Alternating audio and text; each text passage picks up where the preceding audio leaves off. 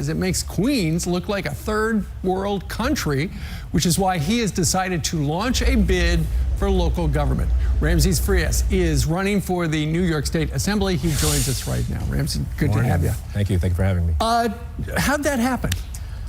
Basically started over last summer when we let in all these migrants into our area. And they just came with this influx of people that needed to make money, and they started selling these goods along our streets. Well, and so the problem is, you know, you've got all the people who are now essentially vendors, but there are only so many sidewalks where you can be a vendor. Right. And now there are other problems in your neighborhood.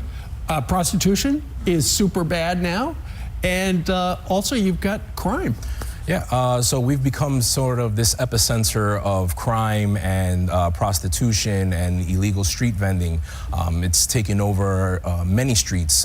It goes all the way from Corona through Elmhurst and into Jackson Heights. These are three neighboring neighborhoods that are really being hit hard with these problems. Okay, AOC sent Fox News a statement, and she says, regarding the video, what we are seeing here is the result of anti-immigrant policies that deny immigrants proper work permits and vending licenses and drive them into the shadows of undignified conditions. This is just one way of many that anti-immigrant policies hurt all of us. Paths to citizenship and work documentation can solve this problem, but Republicans would rather block so they can film people in their worst moments for views. What do you say to that? So what are they trying to do to change it?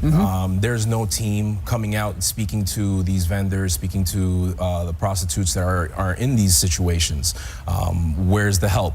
Are you trying to put something together to inform everybody and educate them on the outlets and avenues that they can actually take to become a better person out here and you know, coincide and coexist with the residents? You told me earlier, it doesn't appear that she is doing what she's supposed to be doing for your neighborhood. Never does. I've never even seen her in the neighborhood. She doesn't campaign there. She's never set foot there. I've never seen her on Roosevelt Avenue. This is a few blocks from where I literally live. I live and breathe this every single day, and I see this every single day. Well, you know, there are people from her office who watch this program.